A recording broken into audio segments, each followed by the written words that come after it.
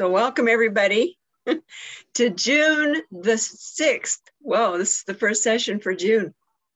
Yeah. Oh, God. So have you got questions?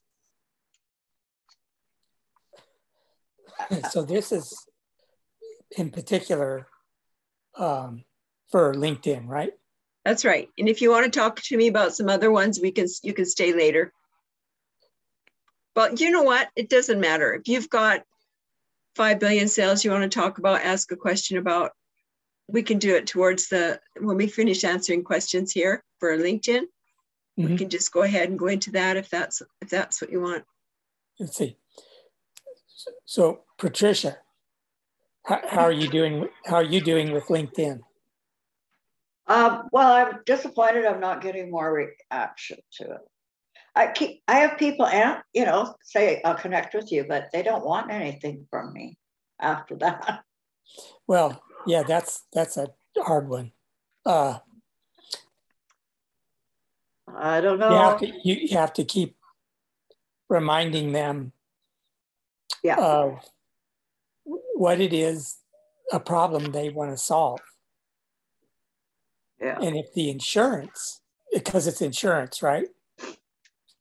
Education. Oh, it's education. Okay. And it's financial education. Education, yes. But you have product shoes. Yeah, that comes much later. We let them do that. Mm-hmm. Mostly it's our workshops we're trying to get them involved in. Oh, I think that new blurb that you guys are using, I just got here. Let's see. You guys had a really, Jackie just sent it to me. Oh yeah, she just did that in 2 minutes. Yeah, where is it?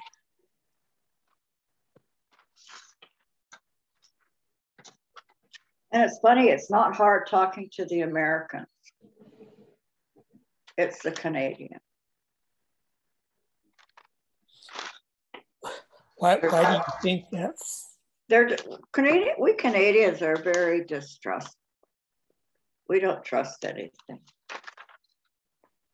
You know, I think that's more for people that live in the cities than for people that are raised on the farm.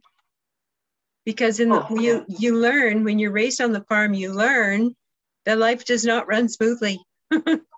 You can't just run down to the store every time you turn around. When you live on a farm, everything has to be worked out and planned out, thought out, and they learn how to run multiple streams of income. And that's what people need to be doing now I know I'm preaching to the choir here, is multiple streams. So here's the letter that I've got from Jackie, and she says, "Hey, thank you for connecting with me, full stop. School's out and it's time to celebrate your achievements, ! I'm on a mission to eliminate student poverty. Are you open to getting out of debt sooner and creating passive income so you can live life on your own terms? ? Give me a thumbs up if you'd like more information." That's similar to what I write. That was from what you were telling us last week. Yeah, and so I think it's go ahead and use it. Yeah, she was writing it all down when you were talking. Yeah, it's good. You can go ahead and use it. And okay. And there's I've got lots of different blurbs that I could share with you here.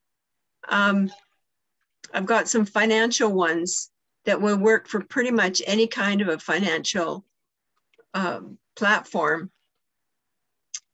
And let's see here. People want to be making money. They want to get out of debt. They don't want to work really hard. That's a human thing. People don't really want to work hard. Well, they want to get rewarded for their work. Yeah. And if you're in a classical system, the one that's getting the rewards is the person at the top. Mm-hmm. And anybody that's above you. And it's not a system that ultimately you can ever be done with that and know you made a living. You made a paycheck for yourself. Yeah. That's what's so aggravating about it. Yeah. And ours is not an MLM. There's no glass ceiling to our company. Like, so yours is more like affiliate marketing, right? I don't know what you call it, maybe. But the thing is, everybody has the same chance and everybody can go the same height and just keep going forever. Yeah, that's great. And one person can't hold everybody up. You just do your own thing. So it sounds like it's a regular network marketing type company.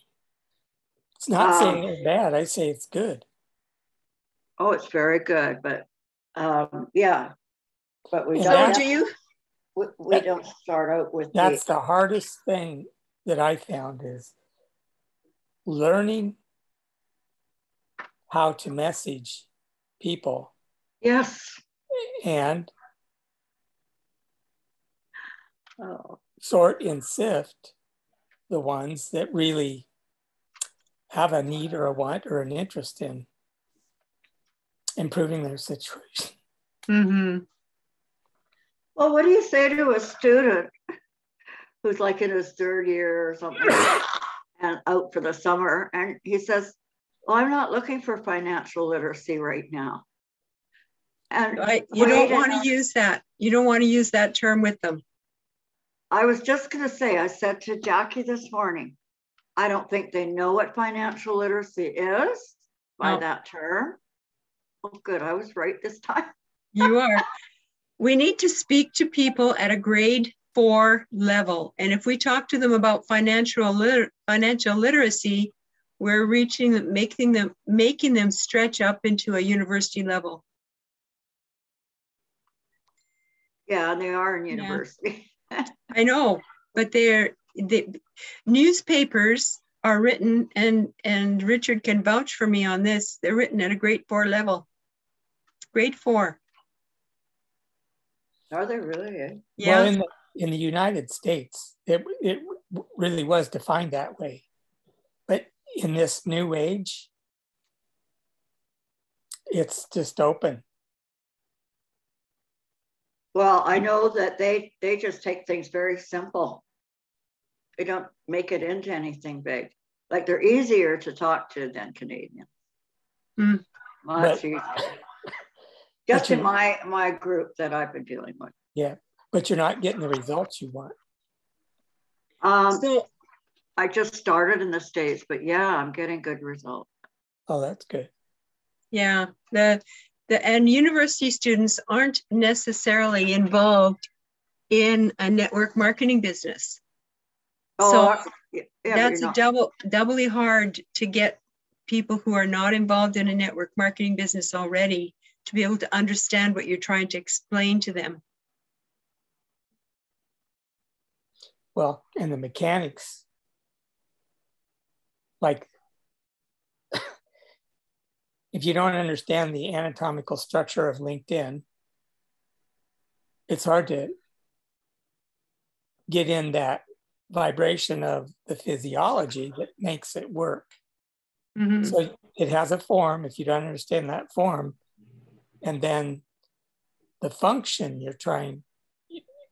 you have a strategy for, right? Is that right, Christine? And so it's really always just asking them another question as you eliminate all their barriers to what it is. And that's what we're told. In fact, they even teach us the curiosity course by Barry somebody, and it's constantly asking questions. Yeah. And saying things like, what I mean by that is. So if you go look up a fellow named David Sandler. Yes. He's the one that came up with the book, You Can't Teach a Kid to Ride a Bicycle just by telling them about it. No. They have to experience it. So lately, all of a sudden, in all these things, they're starting to refer to this bicycle thing. Mm-hmm. But that course is kind of lengthy and it's involved and there's expense in it. But the guy named David Sandler, you probably get it all if you look him up in Wikipedia and talk about it, the meaning. How do you spell his last name? Sandler. Yeah. B or D?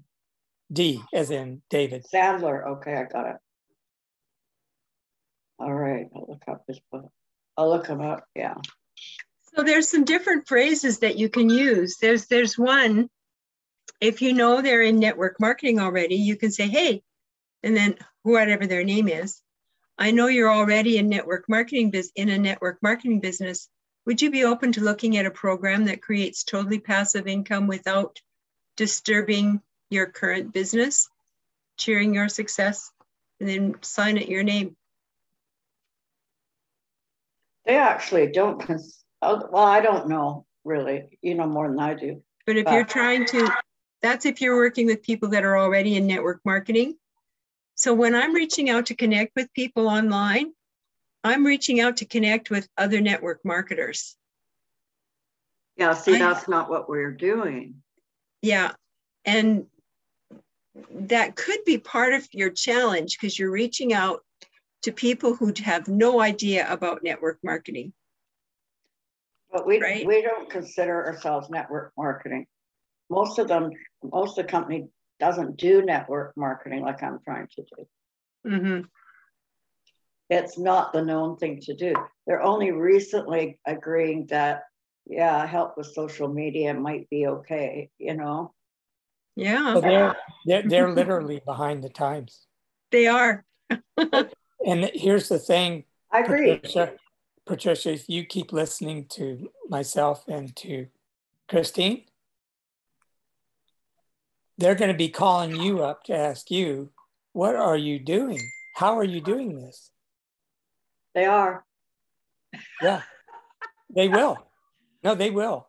One of the girls, she says, I don't believe in it. Okay. So she doesn't believe in what? Network marketing. I mean, yeah. Social media at all, she said in a meeting the other day. Well, you could say to her, I don't believe in it either, but I would believe in is creating a paycheck for myself when I don't want to work or I can't work. That's great. I love that. And that is the bottom line. Yeah. That's it. And so long as it's not illegal or you have to be mean and nasty to people, I'll try it. Okay. As simple as that. And you can quote me on that, by the way. You can say Richard Fritzler said. Yeah, it's all his fault. I know every time I mention talking to somebody from LinkedIn, Christine, some of them just roll up their eyes and go, it's not going to do you any good. It's not going to do you any good. Who says that? What? Some of the people in my team, in my group. Yeah, this is inside people saying it, you know? And it's like... It's really hard, but have your keynotes with you that won't let you get distracted from asking them about how miserable they are today, but you don't say it that way. Yeah. You could say, I'm having a great day. Would you like to have a great day too? See, you talk the way they're trying to teach us. Mm-hmm. But then... because you know what? The thing is, they're all doing a warm market. And I was one of the very few that just doesn't have a warm market for whatever reasons. But I don't have any family interest. In fact, it's family hate. I mean, not to me, to WFG, right? And well, let me tell you something. These people that say they have a warm market, they're rare. Most people do not have a warm market. If whatever business they're in, They talk to their family and friends. Their family and friends turn their noses up at them. Well, they're doing pretty good with it. And like the Mennonite girls are sticking to Mennonites and, you know, things like this. So even though it's cold, kind of, they turn it into warm like immediately. But yeah, so I was really, really happy that last night, a meeting we have really late every Sunday night is from other leaders, right? And this one young guy, and he was talking about the cold market. Make sure you use the cold market. I was like, yes. Get on your list, no matter what. Don't snub your nose at cold marketing. Well, okay, I don't, but and I thought the same people that have criticized me with LinkedIn, now what are they saying when leadership says, and actually the two programs we are approved to use is LinkedIn and Instagram, I believe. Oh, great. Yeah. Facebook, they have to agree to it because they got the biggest Facebook group for around the area. So does WFG have short, or WSB have short 5-minute videos or less? Yeah, we got all kinds of stuff to access. So if you've got if you're dealing with working to promote to teenagers, is there something there that the teenagers can relate to that doesn't have university degree language? Good question. There's one I found that hardly any of them even knew about it, for immigrants. There's a Black people club, Black club. And I played it the other day, and I wanted Jackie to play it for an immigrant group that I was sending her to. But anyway, Calgary, right? Yeah. She didn't play it yet, but we could send it to them.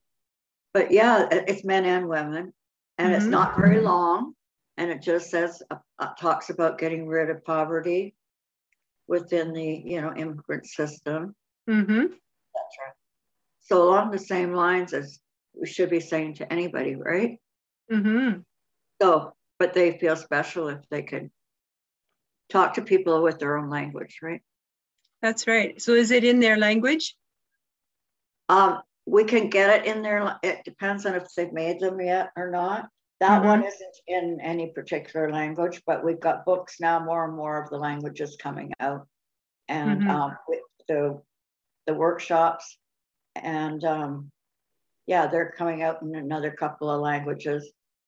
And I've forgotten how many we got. The blue book, it's already out in about 6 languages.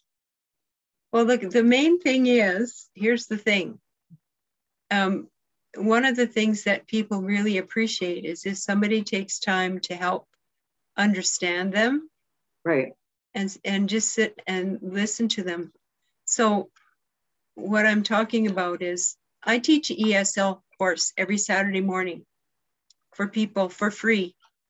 And I've been doing it off and on for years.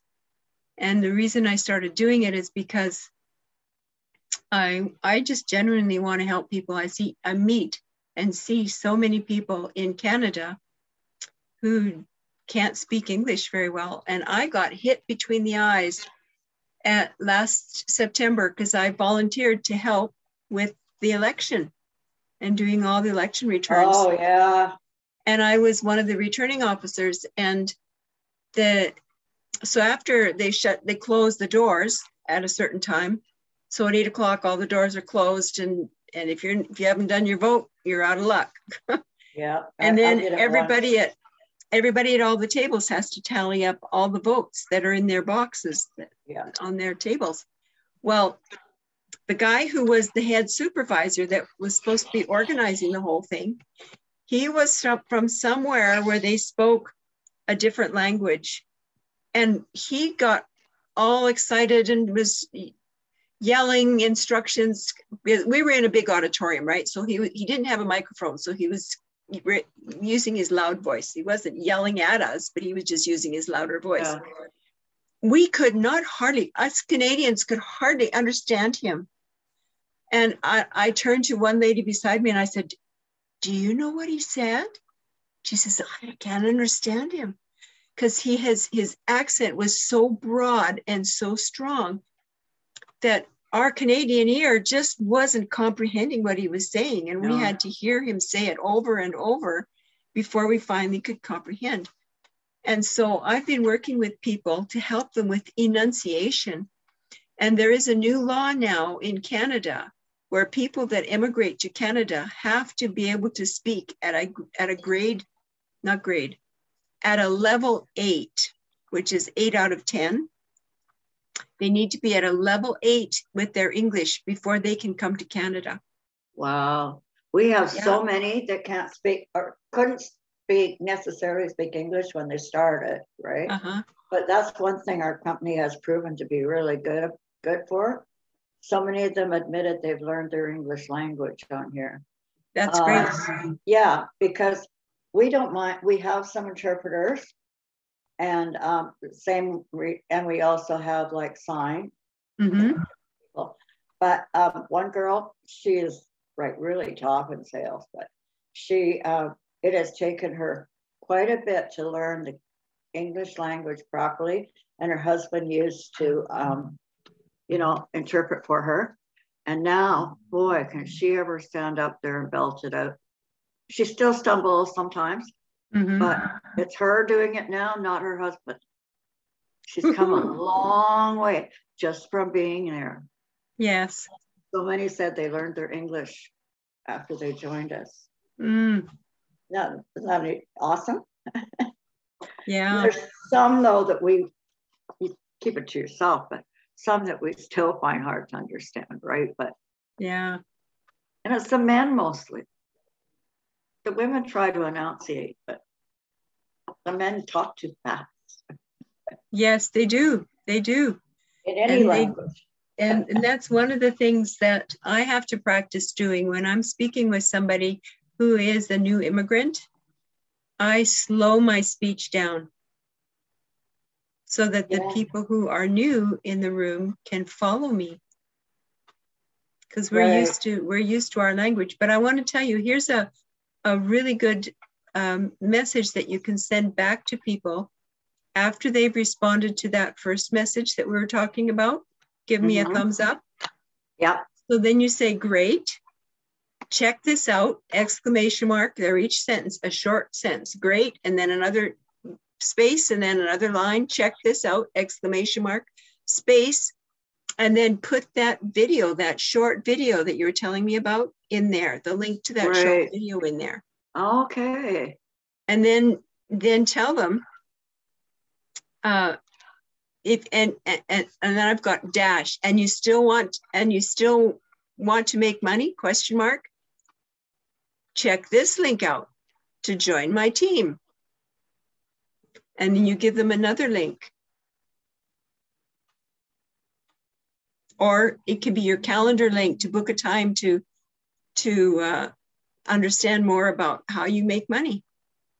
Yeah, you see, that's what I need to get into, and I know that when I look through other people's, like the little videos they post, things like that, I got to learn how to do that. Do you have a Calendly set up? I thought you told me you had Calendly or something set up. Canva? We got no, Canva. Calendly, an electronic digital calendar. Oh, yeah. I don't know what they're called, but yeah. Okay, so that's what I'm talking about for the second link you've got in there, so that they can book a discovery time with you. Oh. You say, hey, let's hop on a call. I'll answer all your questions. Okay. Now, what for financial literacy, what can we use instead of I don't know, financial education? Thing is, on all our buttons and everything they do, it says financial literacy.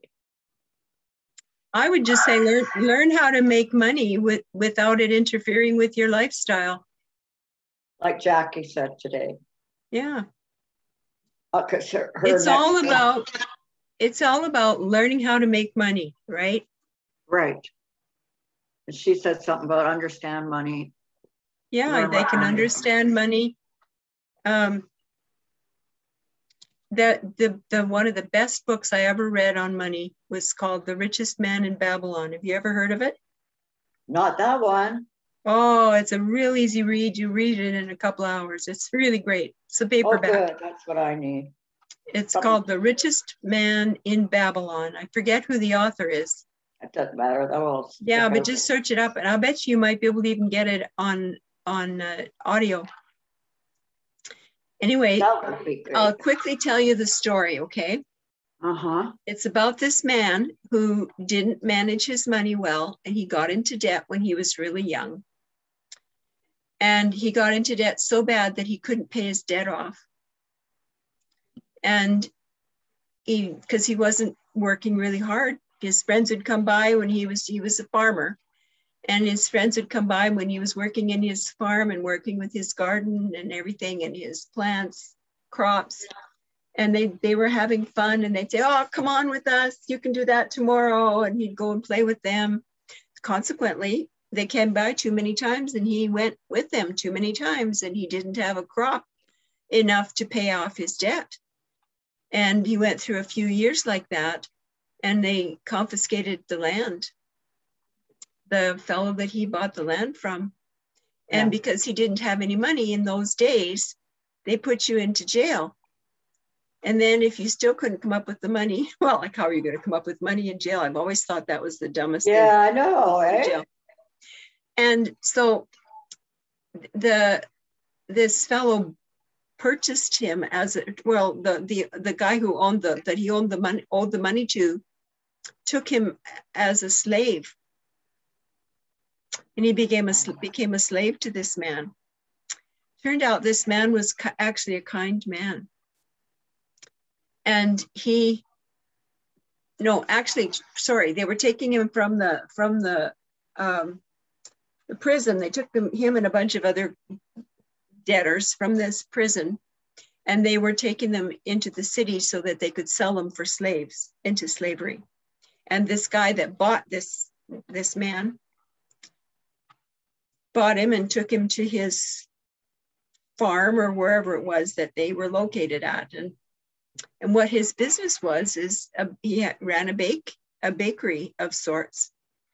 And he hired this guy and trained him how to bake cakes. And he baked a whole bunch of cakes. I don't know how big the cakes were, but that's what they talk about in the book is cakes. And so he would make so many cakes every day, and he would take the cakes into town. And by about noon, he was sold out of all these fresh cakes that he'd bake. And he noticed this was a continuing trend, and he got a brainwave, and he thought, maybe I could work out a deal with my owner and purchase some extra ingredients from him with a few cakes that I made extra for myself. And so he did that. He talked to his owner, and he said, sure, go ahead. If you can sell some more cakes, you make a few extra, and then you can pay me for the ingredients after you sell your cakes. So he did this. He did this for years. So he always sold the cakes that he baked for his owner or boss first. He sold them first, and then whatever he made, he would sell afterwards. And he kept the savings and saved it away. And finally, one day he asked his owner how much it would cost for him to buy his freedom. And the owner was surprised. Oh, he saved that much money? Whoa. And he told him how much. And he had saved up enough money to buy his freedom. And it took a few years, right? So he bought his freedom. And so then he started a business baking cakes for himself in town. And he kept saving his money. And he was able to save money and buy property with his money. And he kept on working until he saved enough money to owned some more things and more properties, and he ended up being the richest man in Babylon. It didn't happen overnight. He had to work. Oh, no. But it gives the whole process. And I think anybody who's in any business should read that book. It's a really good book. I'll have to read it, see if I can get it locally, or get the one. Anyway, you'll get the details on how to watch your money. Yes. Right. And so that could be if you get a link, if you find a link to that book, that might be a really good link that you could share. If you can find it and it's free, you could share it with people. Amazon, maybe. Yeah, check it out and see if you can find it for free, because it's quite an old book now. It was fairly old when I was introduced to it. Wow, eh? And it's good for any business person in any business. I like to look at books, so I'll try to find it. One of the guys in our office there, he says, I said, wait, where do you get all the books? Don't they cost a lot of money? You know, all the ones that are recommended and all that, and they're older books. And he says, at the thrift store. Yeah. I said, you go to the thrift store, you can get tons of books for $1 or $2 each. Yeah, that's what he said. I said, what, like the ones we want to read? He says, oh, yeah. Yeah. Usually I go running off to Indigo or something. Yeah, it's what I used to do. No, it's really smart to go there. And the library, quite often, if you go to the library, they have a table where they put used books. Oh, that you can actually buy? That's right.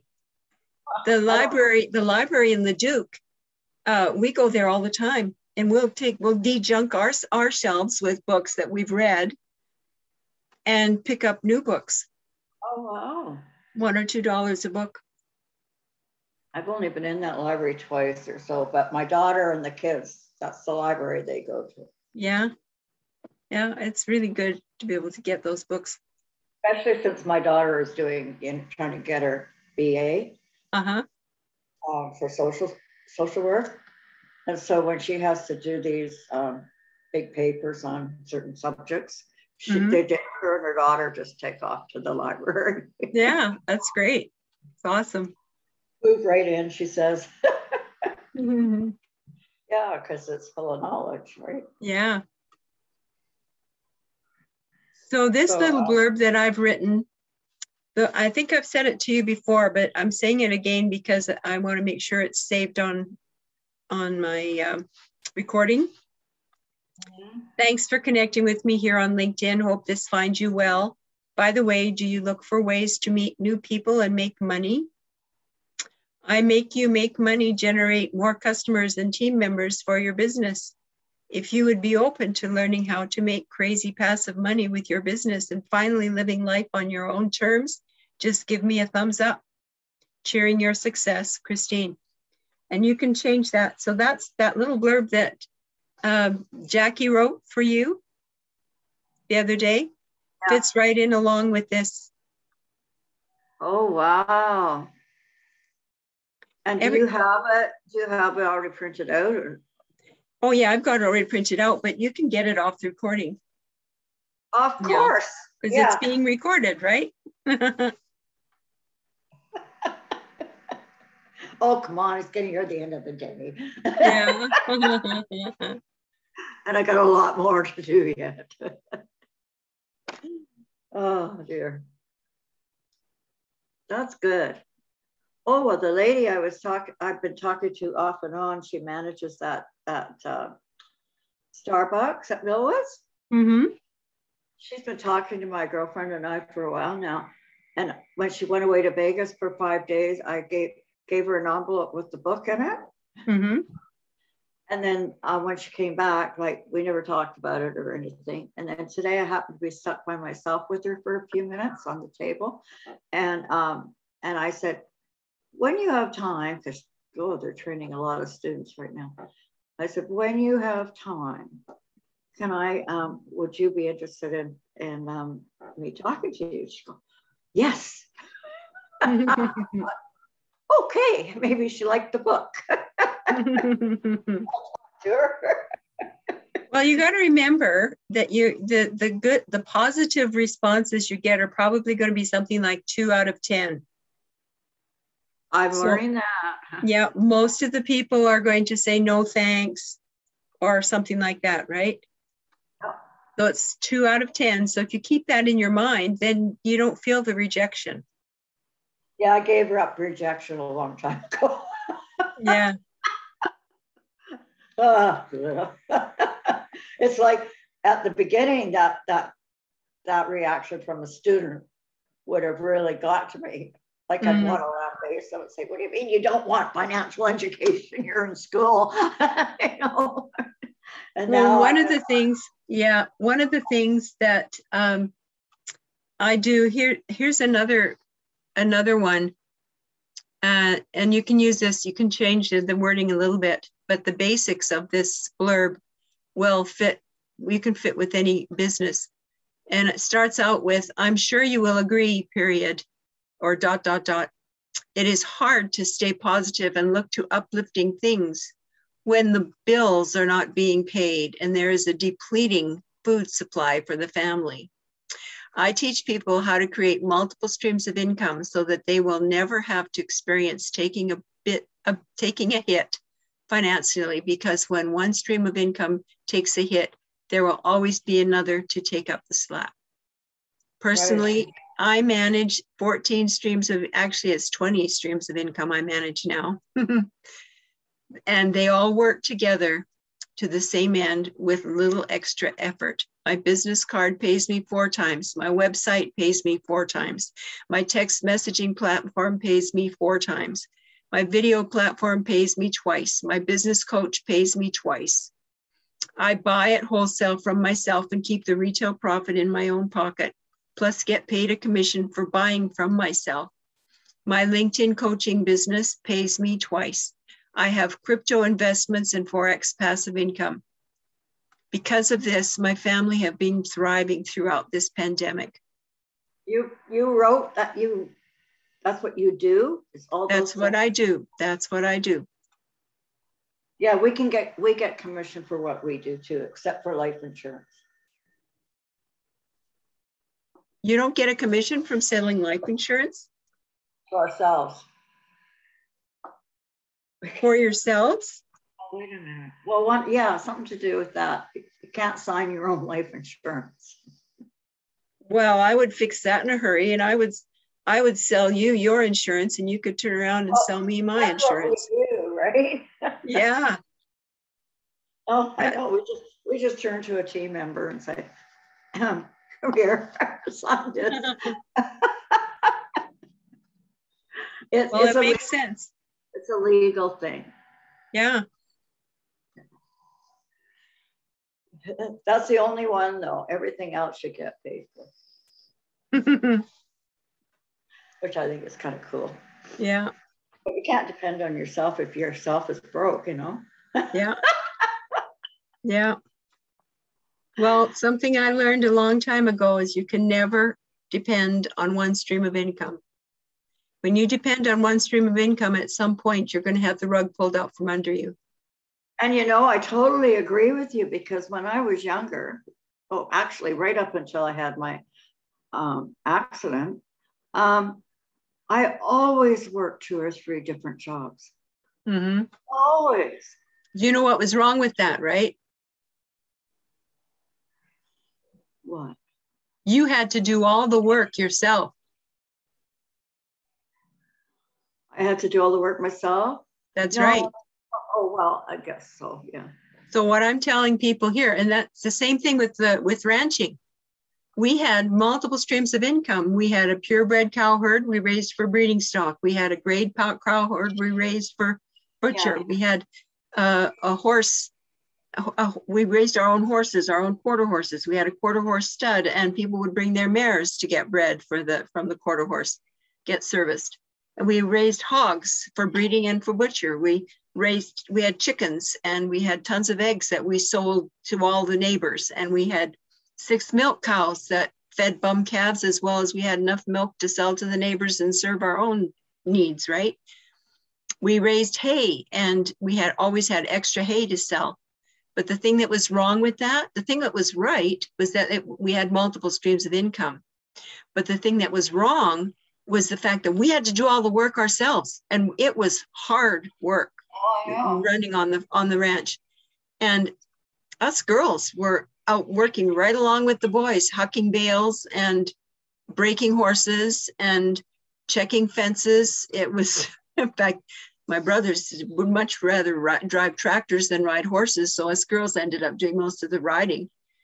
And, you know, people in the city have no idea of what it is to have multiple streams of income. And I can't emphasize it enough. I was brought up half on a farm because we'd go out to my uncle's farm every summer so Mom could get rid of us.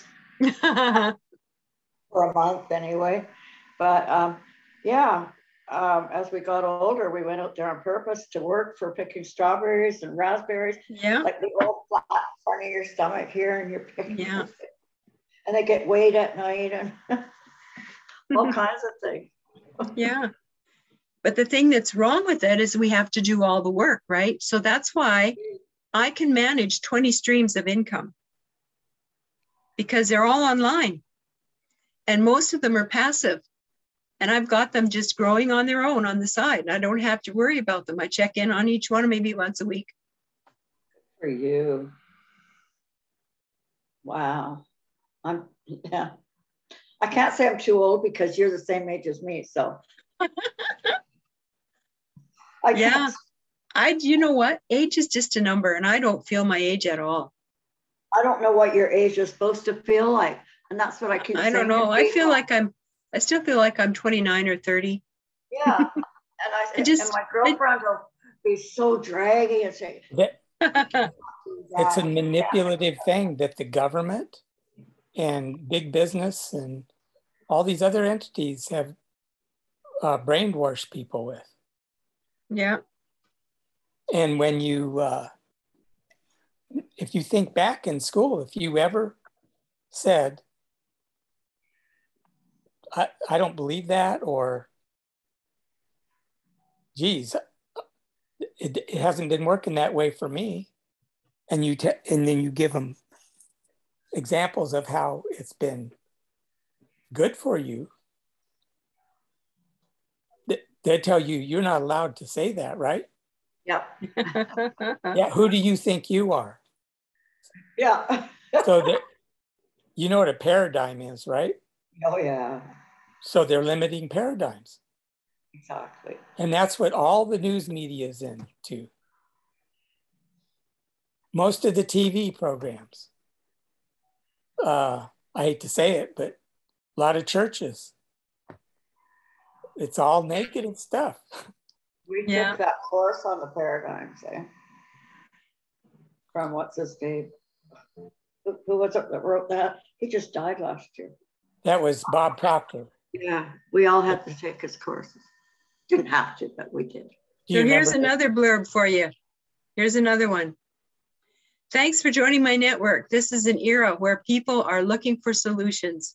What if there was an online solution that provided instant payments, growth of an asset, residual income, and a pension strategy all in one, and with a very low cash outlay? And it was totally passive, allowing you to continue to build your current business. Give me a thumbs up if you would like to know more, and I will share a video. Make it a great day, Christine. I like that one too. Oh yeah, that's cool. Well, I know that a lot of people, some of our leaders, for years I hear them say, now while I'm in bed at night, I don't have to worry about a thing, but I'm making money. Well, the boss, who knows, I don't think he's quite a billionaire yet. He's pretty close. And he says, I don't go to sleep worried about anything. because I'm making money while I'm in bed sleeping. Yeah. Well, you know that billionaire is the new millionaire, right? The billionaire is the new millionaire, right? Yeah. Because of inflation. Because the purchasing power of money, yeah, is continuously being diluted. I know, and I showed somebody an equation about that last night, and he couldn't believe it. Because I went on the Bank of Canada and I asked, okay, what's the inflation rate at now? And what do you pay out? Inflation now is 9%. And just back in February, it was like 2%. That's the difference. So take that same 0.5% your bank is paying you, and then you take off the inflation. They're not giving you anything, but then look at your Visa bill at 15% interest. Something not right with this picture. No, really, because that's the way it is. Just since February. I was curious about that, so I just Googled it. So they can't tell you you're making it up, because I printed out the little article on it, and then our own wealth formula, we call it, and they can change it to any number they want. Wow. Another thought that I want to interject here. We've got 5 minutes left. We're just about out of time. When you're posting online, your regular posts through your main feed, are you putting hashtags on the bottom of all your posts? Yes, I am. Great. And you've got them saved in a spot where you can just copy and paste? I created a bunch of them. Great, great, great. So one can be your name, and then you can have different other ones. And find out also from WSB what they want you to use for hashtags. Because they probably have some trained ones already in use. Well, whatever I'm putting in, I've been using phrases from the different books and stuff that we have. So, wealth, I mean, that's easy to a lot of people. I haven't seen anybody using a hashtag. I know, because most people don't understand about hashtags. They're a separate type of search engine. Right. And so when you use the same hashtag all the time, pretty soon it memorizes. Yep. And it'll automatically pop up when you post. And that means your post is going to get shown to more people. Okay. But I'm doing it, yes. And I see it sometimes it just comes automatically. That's great. And you don't need to put any more than about 5 hashtags. And you can have as many as 30 hashtags saved that you can rotate through. Yeah, okay, do it that way. I don't always use the same ones either. No. It doesn't matter, whichever way you want to do it. Wow. Hurry up and send me the recording, please.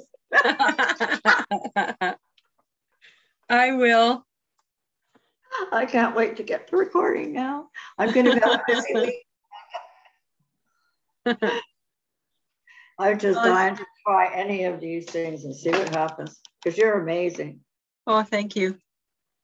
Yeah, your wording. And now Jackie will say, well, let's get it approved by Christine first. Well, yeah, it's good to run it by another set of eyes. Yeah. And I always sign it. I sign all my stuff, most of it, with either yours in success or cheering your success or wishing you success, something like that. So positive. So I sign it instead of saying sincerely yours or regards or kind regards. Sometimes I'll say kind regards if it's a new person. But I very seldom use, and I had another gal I met online once, and she was using the word best. Instead of saying best regards, she would just say best. And I thought that was maybe not quite appropriate, a little bit too abrupt, maybe. But I like people to feel like they're talking to a human being who cares about their success. Right, not that it's been automated and put out. Yeah. Yeah. Yeah, I understand. And that. I don't have oh, what do they call that?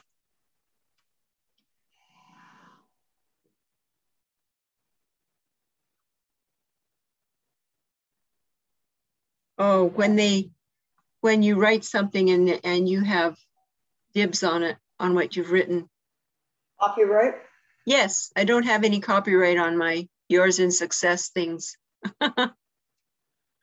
Oh, good. But knowing you, you'll come up with an idea on how to do that. So go for it while you can. Yes, that's right. Okay, that's awesome. Awesome. Both of you. So I'm going to turn off my recording now. It's been a great session. Yeah, it has. I love it.